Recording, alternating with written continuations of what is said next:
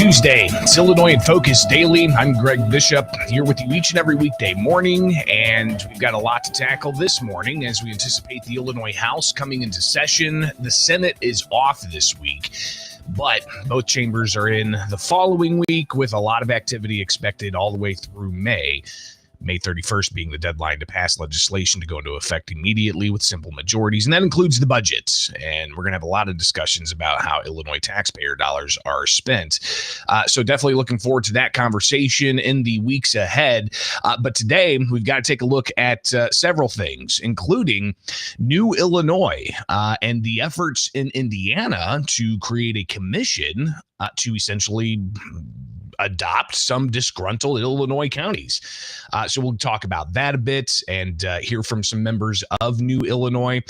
We've also got to tackle the latest in the conversation about transgender athletes in high school sports and the Illinois High School Association responding to the Republicans at the State House who were asking how they're going to conform their policies with President Donald Trump's executive order saying that biological men cannot compete in biological women's sports. So that's something else that's obviously a controversial issue here in Illinois. So we'll get to that as well. But it's going to be a busy day today, even though the Illinois House doesn't come into session until this afternoon at 3 o'clock. And then they've got a 4:30 committee hearing we're going to be keeping an eye on. Dealing with the Federal SAVE Act passed the House. I believe it's up in the Senate, but essentially what it would do, it would require that you have to prove citizenship in order to register for federal election voting. And the Illinois House Elections and Ethics Committee plans a committee hearing to focus on that. So we'll hear about that. Also, you've got the governor. He's going to be in Jacksonville discussing something not related to that or to some other things that we're expecting to happen today, including the state, Cook County, and city of Chicago having to respond to the U.S. Department of Justice and their challenge in motion to have summary judgment against the state's migrant sanctuary laws. So that's obviously another hot button issue expected to be asked of the governor today when he's in Jacksonville, just a hop and a skip away from Springfield. So there's a lot of stuff going on today. We will definitely have all of that for you and more. And don't forget, join the live show. All right. It's every weekday morning here with Illinois in Focus Daily right around 8 o'clock. We've got a bunch of people in the chat room and they give me a good indication. How are we looking, guys? Give me a thumbs up. Are we coming through clear? Coming through clean? Is the volume level all right? It's self-engineering here, this plethora of technology and devices, and making sure we get things where they need to go. So give me a thumbs up if everything is A-okay. And we'll see those chats just roll, and you can take part in that conversation. But also, don't forget, you can get the podcasts wherever you get podcasts. Just search Illinois in Focus, and you'll find it uninterrupted. And then you can also get the segments of the show separated later on throughout the morning. So getting those thumbs up now. Obviously a bit of a delay in the stream, but looks good, sounds good. Thumbs up. Good morning from the Peoria area. Good morning to all of those listening across the state. 5x5, 73. I appreciate that. Duckman giving us a little bit of a call reception in the ham radio world. That's something I gotta get back into more and more. Anyways, something else for another day. All right, it is Illinois in Focus Daily. I'm Greg Bishop. Like, subscribe, hit that notification bell. Join us each and every weekday morning as we bring you the latest headlines. And get the headlines in your inbox. Go to thecentersquare.com and sign up for the newsletter. It's real simple. You can select just Illinois. You can select different topics you're interested in. Get the national headlines as well, all at thecentersquare.com.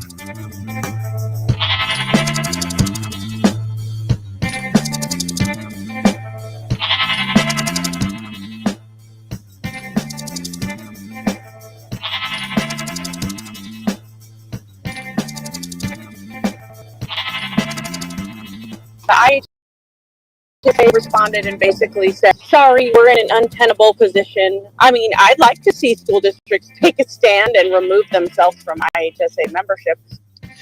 That's Republican State Representative Regan Deering talking with my colleague Katrina Barker about the Illinois High School Association, essentially saying that they're continuing forward with their policies concerning transgender athletes. This comes after weeks of Republicans having asked the Illinois High School Association what they're going to do about Donald Trump's executive order.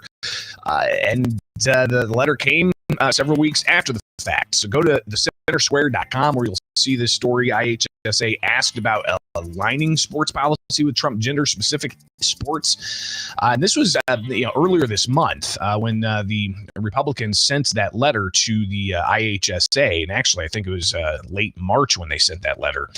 But ultimately, we finally, while I was off last week, had the IHSA respond. And you can actually see that response if you go to the IHSA's website. And we'll just read from that response here because, listen, the Republicans, when they ask the questions, the letter just simply asked about how they're going to respond to the Trump executive order, and the IHSA putting out this statement while I was taking a week off, and they said that they respond to lawmakers after receiving a letter from the Republican caucus of both House and clarifying the president's executive order regarding transgender participation in high school sports in Illinois. There's a growing narrative seeking to politicize the IHSA's response. However, as it plainly explains in the copy of the letter provided below, the IHSA is seeking clarity on conflicting state and federal law so that we can remain in compliance. So again, the letter came March 17th. So a month after the fact, the IHSA responds. They say that a voluntary private not-for-profit unincorporated association. So the IHSA is not a government organization. It's a private organization, not-for-profit. Membership, which is comprised of 809 high schools in Illinois. The IHSA says they receive no state or federal funding. Initially, it should be noted that the policy in question applies only to states series competition sponsored by the IHSA. They go on to talk about assuming for the purpose of this discussion, the executive order in question represents an authorized exercise of presidential authority that accurately reflects federal law. The inquiry is not ended. The Illinois Attorney General and more recently, the Illinois Department of Human Rights have asserted the IHSA and the Illinois Human Rights Act requires the transgender athletes be permitted to participate in events and programs aligning with the gender which they identify. As a result, foregoing compliance with the executive order could place the IHSA out of compliance with the Illinois Human Rights Act and vice versa. The IHSA simply desires to comply with the law and take no position on which of the foregoing is correct or whether there can be an alignment between claimed federal and state law. Given the conflict described above, however, we are left in an untenable situation, the IHSA says. We therefore urge state officials, including the legislature, to the governor and attorney general work together with federal authorities to provide clarity for this issue. So you've got the IHSA saying they're in an untenable situation, and they see some conflict here with the state law and the federal law and the state's Human Rights Act that allows for gender identity to be protected. So you've also got the Illinois House Minority Leader, Toni McCombie. She put out a statement essentially saying that the IHSA has once again chosen to deflect over this issue, saying that it was ambiguous, and saying that the response is not just late, it's weak, saying it's not our problem, doesn't serve the students of the state, it's not leadership, it's cop-out, McCombie said. She further said this is not about politics, but student safety, and delaying clarity on this issue only prolongs the problem.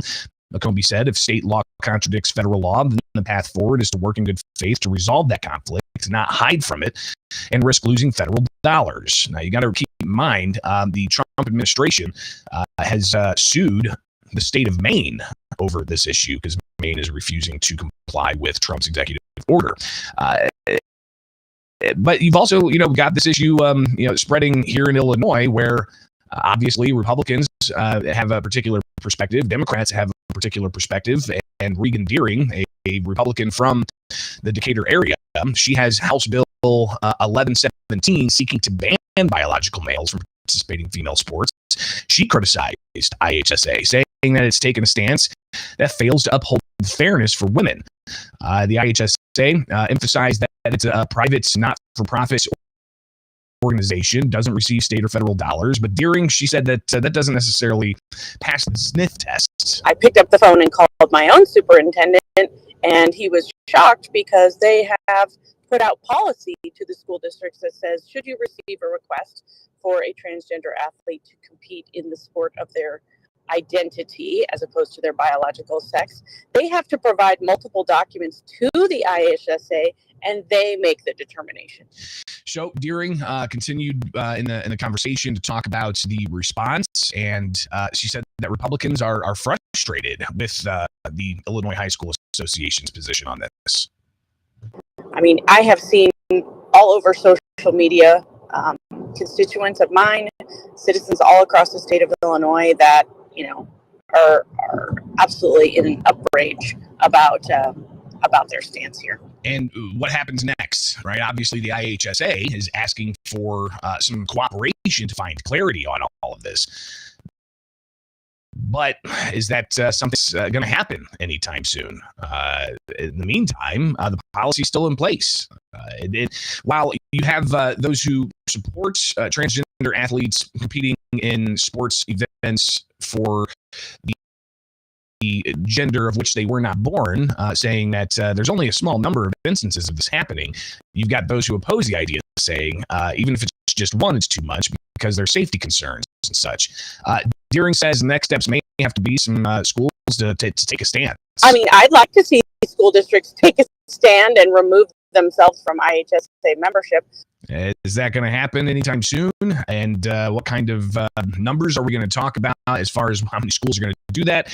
Who knows? But clearly it's an ongoing issue that we'll be watching at the Illinois State House and beyond.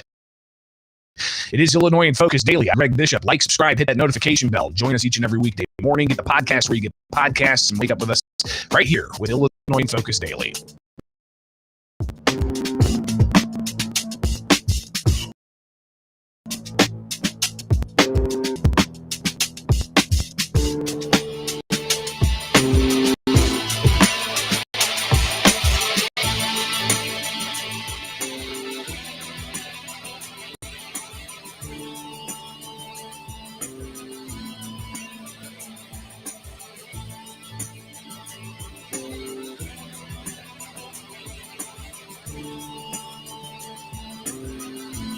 And then they quoted me and said I was there to support the legislation. No, I was there to say thank you for noticing our plight over here.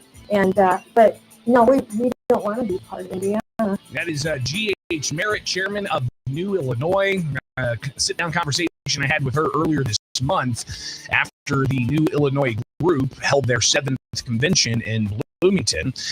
And I tell you, it's fascinating to see where this is going after having covered this issue for several years. It's Illinois in Focus Daily. I'm Greg Bishop. Some saying no thanks to Indiana. And their move to try to absorb disgruntled Illinois counties. So what's going on here?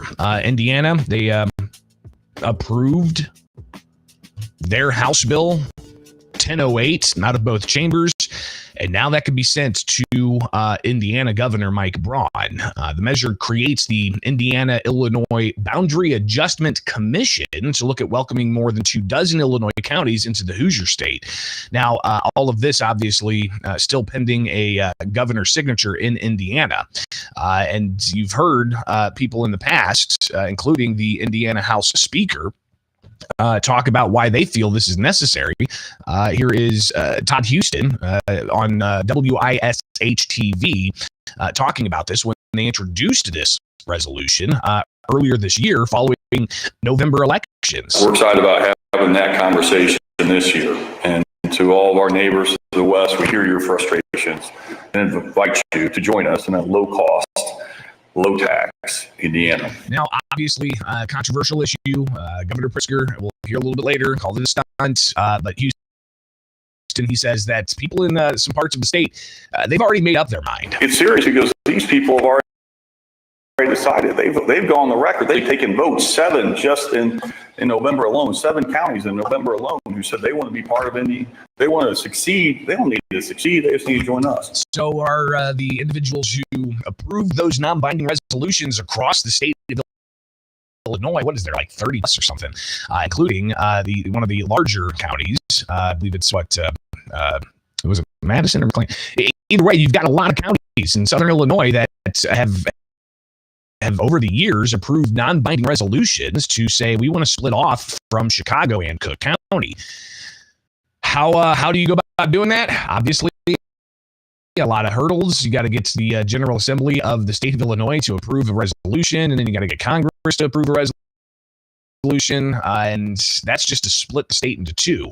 I don't even know what it would mean if you got Indiana wanting to take over some Illinois counties, and what that would take. So with the advancement of House Bill 1008 in Indiana, and the governor there looking at possibly signing this, it would essentially create a commission between Indiana and Illinois. There would be 6 members from Indiana and 5 members from Illinois, appointed under Illinois law. So that could just remain vacant, as the Illinois Democrats would just completely push against this from all indication I've received. But the Indiana Commission could still conduct business even with just the Indiana Commission members. And the first meeting has to happen by like September of this year. So if the governor signs it, we'll see what happens. But I sat down with several individuals at the new Illinois convention earlier this month in Illinois, and Larry Mulch was somebody very integral in communicating the issues around the efforts for new Illinois. He talked a bit about this idea of separating the states versus joining Indiana. Have you seen the map of the division? How that they want the lower half? Well, that's where Black Gold is at. That's where our coal is at. Of course they want that part, and they don't want Chicago because they're so connected with Chicago that when Chicago goes under, they're going with them, and they don't want that. So they want us to have, and that line draws them into the old Illinois. And that's some concerns people have with looking at whatever proposed map there is.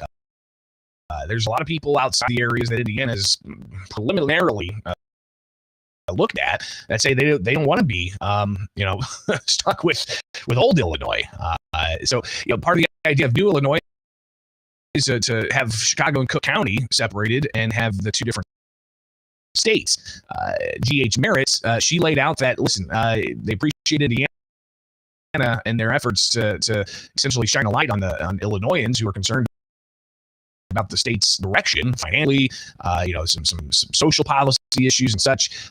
But she says they don't want to join Indiana. They said because there was some senator that they were quoting saying that this was initiated by Illinois, and nobody I know in the movement initiated it at all. Like a relationship between Illinois and Indiana? Yeah, you're talking about? The suggestion of becoming part of Indiana. I know Newland, who's the head of Illinois separation referendum, and she will tell you that referendum talks about splitting Illinois. It doesn't talk about another state. And so she didn't reach out to them. I didn't reach out to them. So I don't know who he's talking about. And then what else was it that they said? That, oh yeah, and then they quoted me and said I was there to support the legislation. No, I was there to say thank you for noticing our plight over here. And but no, we don't want to be part of Indiana. So clearly, at least the leaders of these groups are saying no, they don't. They did reach out to Indiana for this. They're not sure how Indiana decided to move forward with this, but also earlier this month I talked with State Representative Brad Halbrook, who's had year after year after year the resolution at the General Assembly to split the state into two. And Halbrook, he laid out that, listen, there's a lot of resource issues here. It's not just the social issues. There's some financial issues that could go along with absorbing states into another state or separating the state into two. And, you know, I don't think anybody from Illinois called the Speaker of the Indiana House and say, hey, would you run this legislation? Those guys see the plight of good people in Illinois and the oppression that they're realizing and saying, look, and one thing that came out in the Senate, the Indiana Senate committee hearing, is the amount of natural resources in Illinois that's being untapped.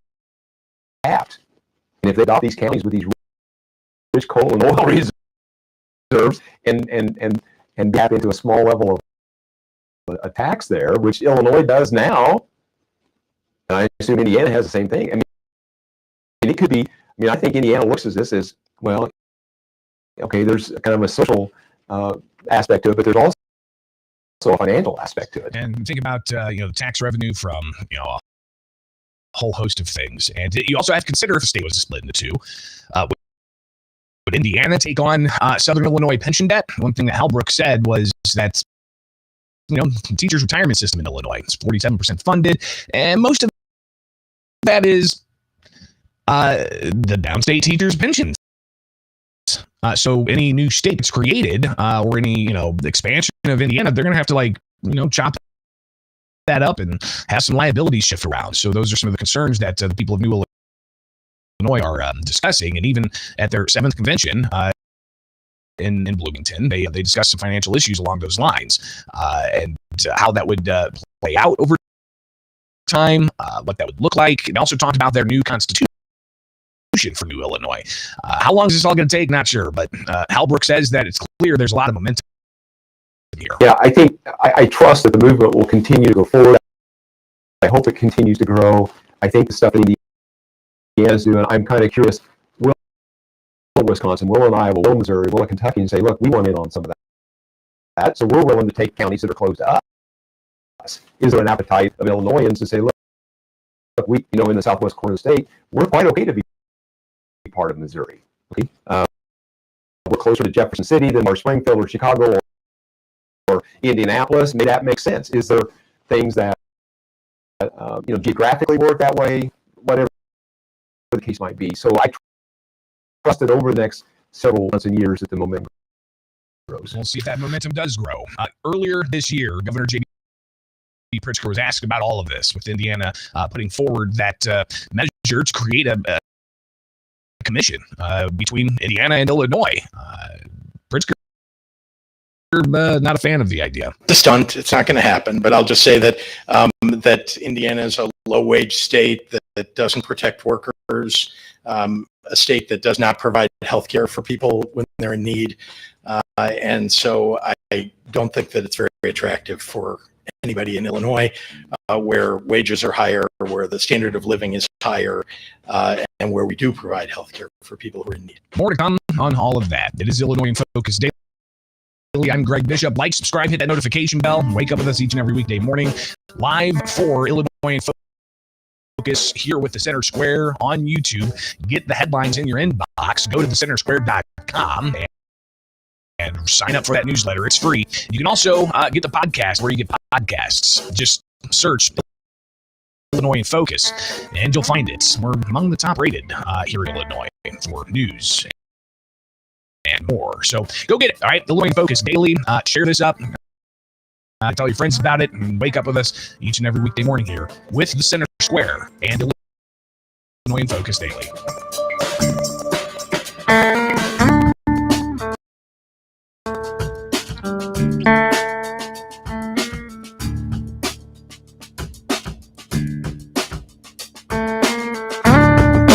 All right, that's all I got for you today, guys. A lot we're going to tackle tomorrow because we've got, of course, some activity happening, but not until later this afternoon. The House comes in at 3. Who knows what they're going to say on the House floor, and then they'll have a conversation about requiring citizenship proof in order to vote in federal elections. Plus, you've got the governor in Central Illinois doing an event, but clearly he'll be asked a lot of off-topic questions. So we'll tackle that tomorrow as well. And tipped workers joining activists at the Capitol today to try to get rid of the tipped wage. So we'll have to talk about that tomorrow as well. So tons to tackle today. Be with us tomorrow. Stay informed here with the Center Square and Illinois in Focus Daily. Have a great morning, guys. We'll see you back here tomorrow.